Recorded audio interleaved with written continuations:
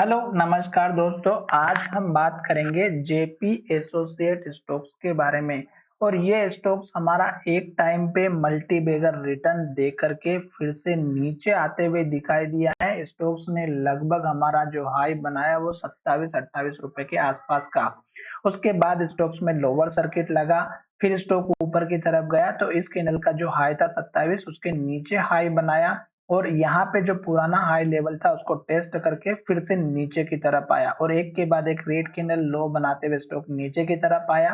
क्योंकि ये स्टॉक्स हमेशा से जो जेपी एसोसिएट कंपनी के जो फ्लेट्स हैं उसको लेकर के यहाँ पे न्यूज में बना रहता है। कभी इस स्टॉक से रिलेटेड अच्छी न्यूज आती है, कभी इस स्टॉक से रिलेटेड बैड न्यूज आती है। अगर अच्छी न्यूज आती है तो स्टॉक एक अपर सर्किट लगाता है और अगर बैड न्यूज आती है तो लगातार लोअर सर्किट लगाते हुए चलता है। अब स्टोक्स हमारा यहाँ पे एक जगह रुकता हुआ दिखाई दिया है और स्टोक्स ने जो लास्ट में लो बनाया वो हमारा बनाया 6 रुपए 70 पैसे के आसपास का। अब स्टोक्स का जो 6 रुपए 70 पैसे का जो लेवल है ये लास्ट का लो है। अगर आपने इस स्टोक्स में अभी एंट्री लेकर के रखी है तो लास्ट का लो जो कि आपका दिखाई दे रहा है 6 रुपए 70 पैसे का एक इम्पोर्टेंट सपोर्ट लेवल होना चाहिए लॉन्ग टर्म वालों के लिए। क्योंकि अगर लास्ट का लो टूटता है तो गिरावट जरूर आती है। और किस तरह से मैं एक्सप्लेन करके दिखाता हूँ। यहाँ पर देखिएगा ये लास्ट का लो बना था और जब स्टॉक्स ने इस लो को तोड़ा यहाँ पे लो बना दिया, इस लो को तोड़ा फिर यहाँ पे लो बना दिया, फिर इस लो को तोड़ा फिर आप देखिएगा यहाँ पे लो बनाया, फिर इस लो को तोड़ा फिर यहाँ पे लो बनाया। इसलिए लास्ट के लो का आप अपना एक इंपॉर्टेंट सपोर्ट लेवल लेकर के चलिएगा। अब स्टॉक्स हमारा यहाँ से ऊपर की तरफ गया, फिर स्टॉक नीचे की तरफ आया और अब फिर से 2 दिनों से एक पॉजिटिव कैंडल और अपर सर्किट लगते हुए स्टॉक ऊपर की तरफ जा रहा। अभी स्टॉक्स ने लास्ट का ये जो हाई बनाया है, अगर आप इसको देखेंगे तो ये हमारा पुराना वाला हाई लेवल है जो लगभग हमारा 8 रुपए 95 पैसे का है। और इस कैंडल का हाई अगर आप देखेंगे तो 8 रुपए 90 पैसे के आसपास का। तो ये आपका पहला टारगेट रहेगा, सबसे छोटा। दूसरा टारगेट इस कैंडल का हाई और यहाँ पर देखेंगे इस कैंडल का लो भी बना हुआ है तो 10 रुपए 55 पैसे का लो है। और इस कैंडल का हाई अगर आप देखेंगे तो 10 रुपए 50 पैसे के आसपास का है। तो 10 रुपए 50 पैसे के आसपास का उसके बाद का टारगेट रखना है। और फिर अगर स्टॉक ऊपर की तरफ जाता है तो फिर आपको टारगेट रखना है इस कैंडल के लो के आसपास का जो लगभग 11 रुपए 25 पैसे का है। ये तीन टारगेट हमें यहाँ पे लेकर के चलना है। मैं आपको एक के बाद एक टारगेट बना करके दिखा रहा हूँ। पहला टारगेट यहाँ पर है, दूसरा टारगेट आपका यहाँ पर है और ये टारगेट आपको तब मिलेंगे जब स्टॉक्स हमारा एक के बाद एक हाई बनाते हुए स्टॉक ऊपर की तरफ जाएगा।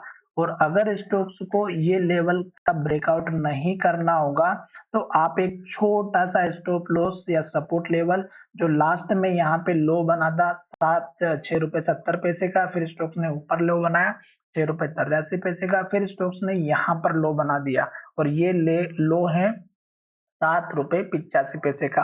तो इसका आप एक छोटा सा स्टॉप लॉस लेकर के इस स्टॉक्स में बने रह सकते हैं। क्योंकि आपने अगर यहाँ पे एंट्री ली होगी तो आप अपना स्टॉप लॉस यहाँ पे शिफ्ट कर सकते हैं। ट्रेलिंग स्टॉप लॉस आप सभी को पता ही होगा, वो अगर आप चाहेंगे तो प्रॉफिट लेकर के एटलीस्ट यहाँ पे निकल सकते हैं। अब आपको इंतजार करना है इस कैंडल के हाई लेवल का ब्रेकआउट होने का। ये लेवल अगर ब्रेकआउट हो जाता है तो फिर स्टॉक्स में 2-3 मैंने आपको टारगेट बता दिए हैं। फिर अगर स्टॉक हमारा ऊपर की तरफ जाता है तो फिर आप चाहें तो इस कैंडल के लो के आसपास का टारगेट रखिएगा 14.5 रुपए के आसपास का। अब यही लेवल हमारा यहाँ पे पुराना वाला हाई बना हुआ है। तो आप देख रहे होंगे कि ये जो लेवल है ये हमारा कितना इंपॉर्टेंट है। यहाँ पर भी हाई बनाया था, इन्वर्टेड हेमर बनी थी, यहाँ पर भी हाई बना, इन्वर्टेड हेमर बनी थी। तो इस तरह के लेवल जो कि आपको यहाँ पर मैं समझा रहा हूँ, आशा करता हूँ कि ये सारे लेवल्स आपको अच्छे से समझ में आ गए होंगे। अब मैं आपको एक बात ये बताता हूँ जो आपको सबसे सिंपल और सबसे इजी तरीके से समझ में आएगी। आपको यहाँ पर अगर एक के बाद एक रेड कैंडल मिलती है, लो मिलता है और लो के पास क्लोजिंग होती है, जैसे कि यहाँ पर देख सकते हैं और यहाँ तक स्टॉक आया। अब यहाँ पर जब स्टॉक आया तो आप देखिएगा यहाँ पे स्टॉक्स का सपोर्ट लेवल था तो यहाँ पे स्टॉक्स ने सपोर्ट लिया।